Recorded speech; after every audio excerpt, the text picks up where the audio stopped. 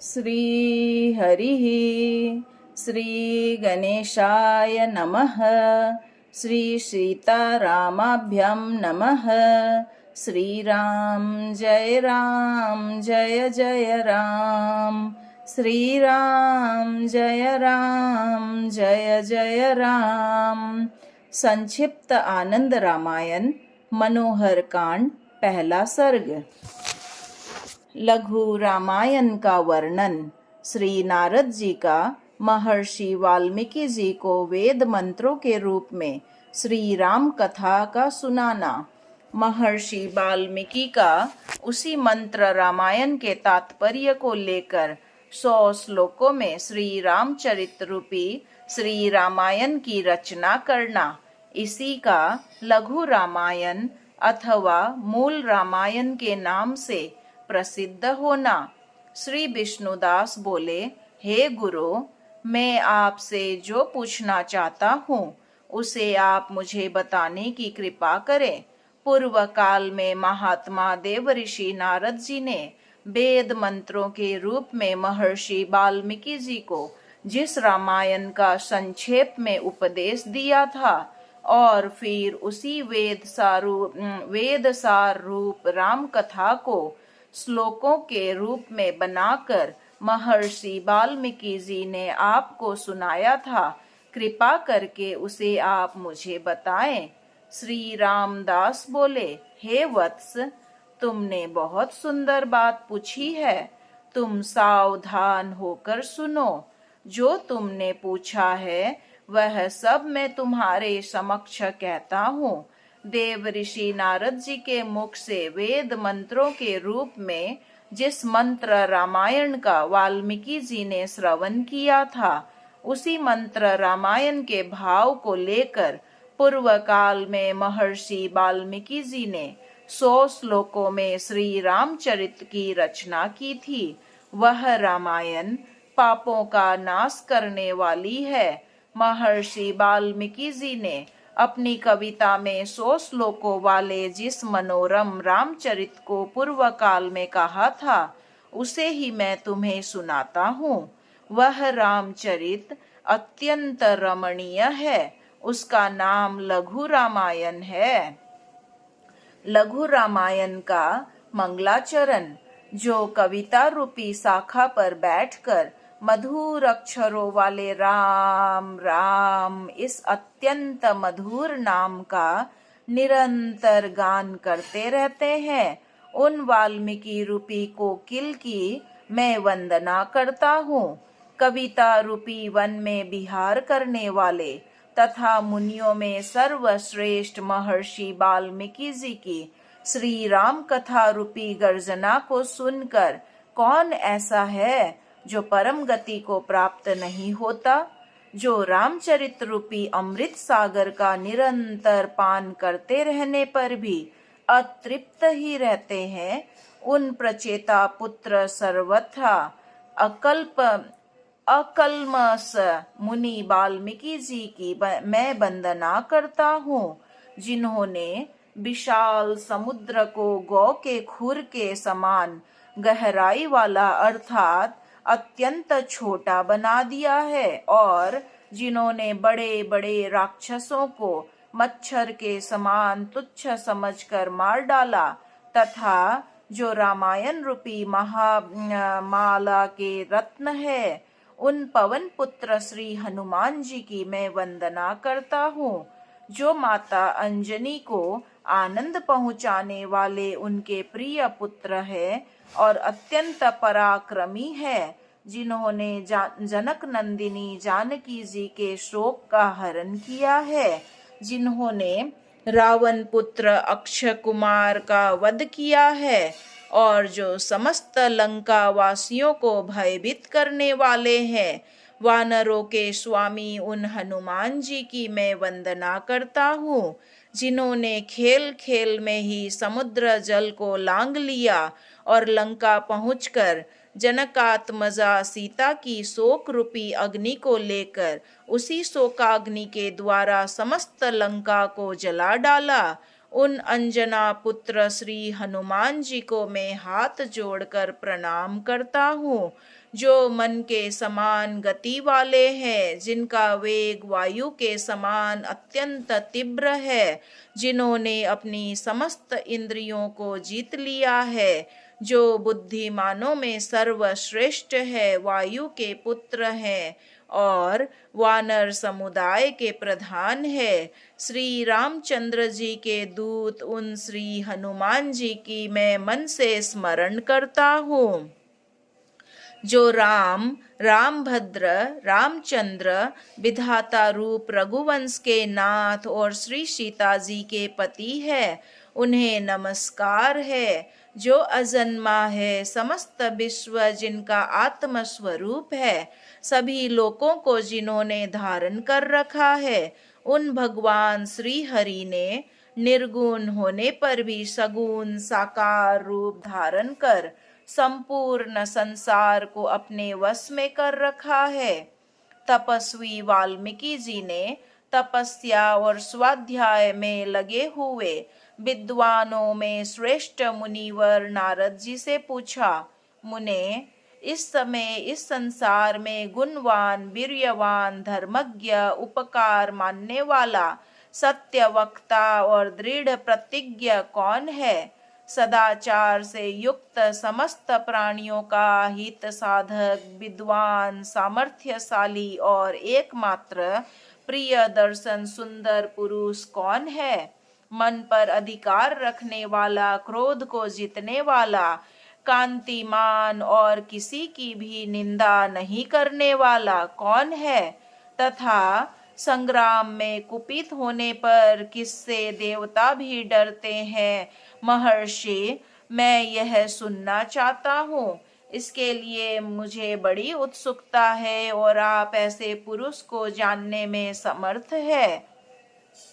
महर्षि वाल्मीकि के इस वचन को सुनकर तीनों लोकों का ज्ञान रखने वाले नारद जी उन्हें संबोधित करके प्रसन्नता पूर्वक बोले, मुने, आपने जिन बहुत से दुर्लभ गुणों का वर्णन किया है, उनसे युक्त पुरुष में विचार करके कहता हूँ, आप सुने। इक्ष्वाकु के वंश में उत्पन्न हुए एक ऐसे पुरुष है जो लोगों में राम नाम से विख्यात है। वे ही मन को वश में रखने वाले महाबलवान, कांतिमान, धैर्यवान और जितेंद्रिय है। वे बुद्धिमान, नीतिज्ञ, वक्ता, शोभायमान तथा शत्रु संहार कारक है।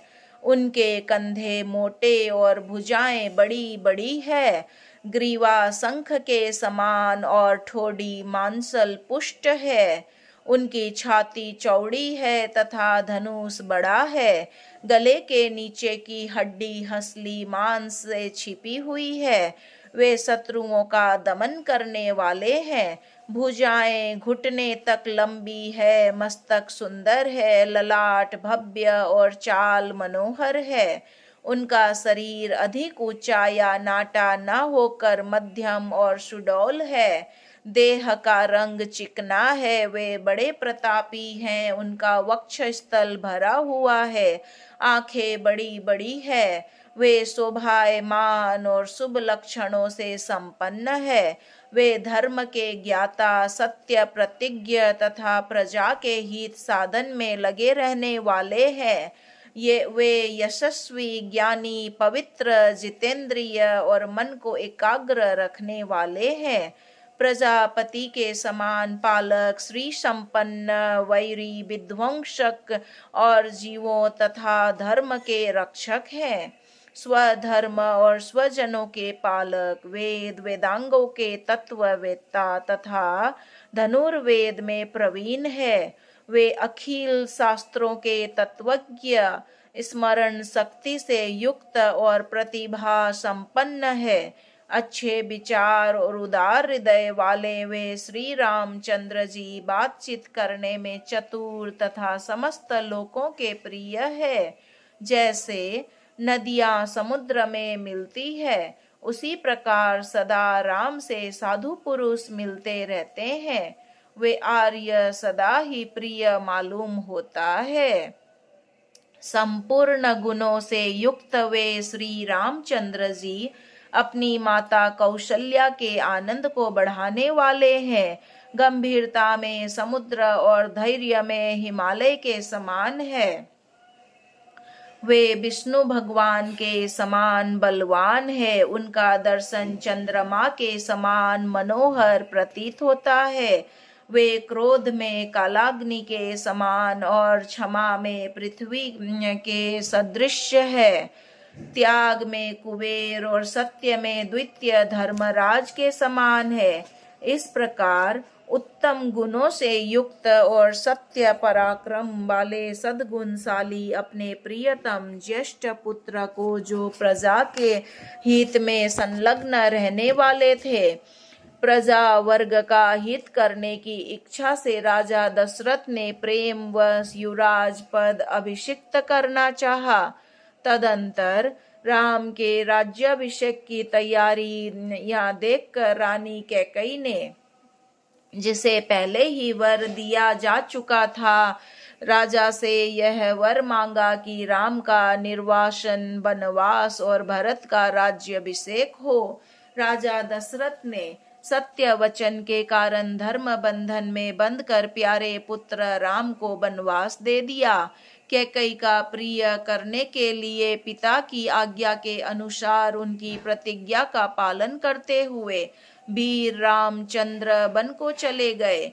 तब सुमित्रा के आनंद को बढ़ाने वाले विनयशील लक्ष्मण जी ने भी, जो अपने बड़े भाई राम को बहुत ही प्रिय थे, अपने सुबंधुत्व का परिचय देते हुए स्नेहवश वन को जाने वाले बंधुवर राम का अनुसरण किया। जनक के कुल में उत्पन्न सीता भी, जो देव माया की भांति सुंदरी, समस्त शुभ लक्षणों से विभूषित, स्त्रियों में उत्तम, राम के प्राणों के समान प्रियतमा पत्नी तथा सदा ही पति का हित चाहने वाली थी, रामचंद्र जी के पीछे वैसे ही चली जैसे चंद्रमा के पीछे रोहिणी चलती है। उस समय पिता दशरथ ने अपना सारथी भेजकर और पूर्ववासी मनुष्यों ने स्वयं साथ जाकर दूर तक उनका अनुसरण किया। फिर श्रृंगवेरपुर में गंगा तट पर अपने प्रिय मित्र निषाद राज गुह के पास पहुंचकर धर्मात्मा श्री रामचंद्र जी ने सारथी को अयोध्या के लिए विदा कर दिया तथा निषाद राज गुह, लक्ष्मण और सीता के साथ राम ये चारों एक वन से दूसरे वन में गए। मार्ग में बहुत जलों वाली अनेकों नदियों को पार करके भरद्वाज के आश्रम पर पहुँचे और गुह को वहीं छोड़ा। भरद्वाज मुनि की आज्ञा से चित्रकूट पर्वत पर गए। वहाँ वे तीनों देवता और गंधर्वों के समान वन में नाना प्रकार की लीलाएं करते हुए एक रमणीय पर्णकुटी बनाकर उसमें सानंद रहने लगे। राम के चित्रकूट चले जाने पर पुत्र शोक से पीड़ित राजा दशरथ उस समय पुत्र के लिए उसका नाम ले लेकर विलाप करते हुए स्वर्गगामी हुए। उनके स्वर्ग गमन के पश्चात वशिष्ठ आदि प्रमुख ब्राह्मणों द्वारा राज्य संचालन के लिए नियुक्त किए जाने पर भी महाबलशाली वीर भरत ने राज्य की कामना न करके पूज्य राम को प्रसन्न करने के लिए वन को ही प्रस्थान किया। वहां पहुंचकर सद्भाव नायुक्त भरत जी ने अपने बड़े भाई सत्य पराक्रमी महात्मा राम से प्रार्थना पूर्वक कहा, धर्मज्ञ आप ही राजा हो। परंतु महान यशस्वी परम उदार प्रसन्न मुख महाबली राम ने भी पिता के आदेश का पालन करते हुए राज्य की अभिलाषा नहीं की और उन भरतग्रज ने राज्य के लिए न्यास चिन्ह रूप में अपनी खड़ाऊ भरत को देकर उन्हें बार बार आग्रह करके लौटा दिया। अपनी अपूर्ण इच्छा को लेकर भरत ने राम के चरणों का स्पर्श किया और राम के आगमन की प्रतीक्षा करते हुए वे नंदीग्राम में राज्य करने लगे। भरत के लौट जाने पर सत्य प्रतिज्ञ जितेंद्रिय श्रीमान राम वहां पर पुनः नागरिक जनों का आना जाना देखकर उनसे बचने के लिए एकाग्र भाव से दंडकारण्य में प्रवेश किया। उस महान वन में पहुंचने पर कमल लोचन राम ने विराध नामक राक्षस को मारकर सरभंग सुतीक्ष्ण अगस्त्य मुनि तथा अगस्त्य के भ्राता का दर्शन किया। फिर अगस्त्य मुनि के कहने से उन्होंने इंद्रधनुष, एक खड्ग और 2 तुनीर जिनमें बाण कभी नहीं घटते थे, प्रसन्नता पूर्वक ग्रहण किए। एक दिन वन में वनचरों के साथ रहने वाले श्री राम के पास असुर तथा राक्षसों के वध के लिए निवेदन करने को वहां के सभी ऋषि आए। उस समय वन में श्री राम ने दंडकारण्यवासी अग्नि के समान तेजस्वी उन ऋषियों को राक्षसों को मारने का वचन दिया और संग्राम में उनके वध की प्रतिज्ञा की। वहां ही रहते हुए श्री राम ने इच्छा अनुसार रूप बनाने वाली राजस जनस्थान निवासिनी शूर्पणखा नाम की राक्षसी को लक्ष्मण के द्वारा उसकी नाक कटाकर कुरूप कर दिया तथा तब शूर्पणखा के कहने से चढ़ाई करने वाले सभी राक्षसों को और खरदूषण, त्रिशिरा तथा उनके पृष्ठ पोषक असुरों को राम ने युद्ध में मार डाला। उस वन में निवास करते हुए उन्होंने जनस्थान वासी 14,000 राक्षसों का वध किया। तदंतर अपने कुटुंब का वध सुनकर रावण नाम का राक्षस क्रोध से मूर्छित हो उठा और उस मारीच राक्षस से सहायता मांगी। यद्यपि मारीच ने यह कहकर कि रावण उस बलवान राम के साथ तुम्हारा विरोध ठीक नहीं है, रावण को अनेकों बार मना किया, परंतु काल की प्रेरणा से रावण ने मारीच के वाक्यों को टाल दिया और उसके साथ ही राम के आश्रम पर गया। मायावी मारीच के द्वारा उसने दोनों राजकुमारों को आश्रम से दूर हटा दिया और स्वयं राम की पत्नी सीता का अपहरण कर लिया। जाते समय मार्ग में विघ्न डालने के कारण उसने जटायु नामक गिद्ध को घायल कर दिया। तत्पश्चात जटायु को आहत देखकर और उसी के मुख से सीता का हरण सुनकर रामचंद्र जी शोक से पीड़ित होकर विलाप करने लगे। उस समय उनकी सभी इंद्रियां व्याकुल हो उठी। फिर उसी शोक में पड़े हुए उन्होंने जटायु गिद्ध का मरणोपरांत अग्नि संस्कार किया और वन में सीता को ढूंढते ढूंढते हुए कबंध नामक राक्षस को देखा, जो शरीर से विकृत तथा भयंकर दिखने वाला था।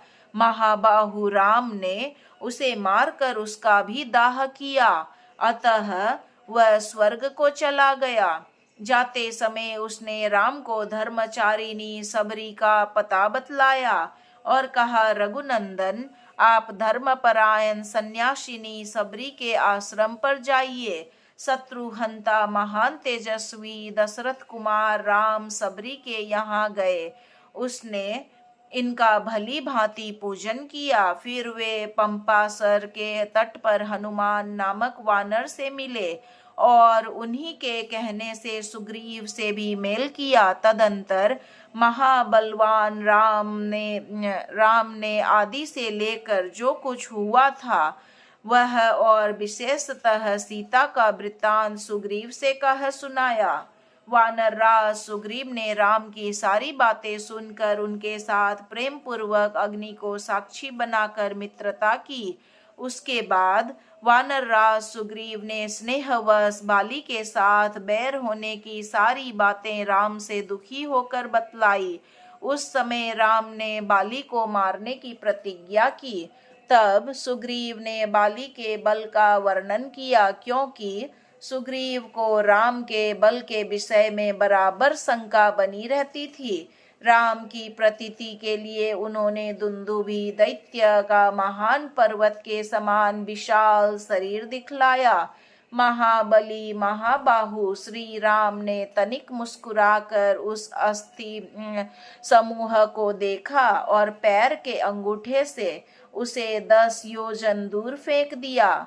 फिर एक ही महान बाण से उन्होंने अपना विश्वास दिलाते हुए 7 ताल वृक्षों को और पर्वत तथा रसातल को बिंद डाला। राम के इस कार्य से महाकपि सुग्रीव मन ही मन प्रसन्न हुए और उन्हें राम पर विश्वास हो गया। फिर वे उनके साथ किष्किंधा गुह में गए। वहां पर सुवर्ण के समान पिंगल वर्ण वाले वीरवर सुग्रीव ने गर्जना की।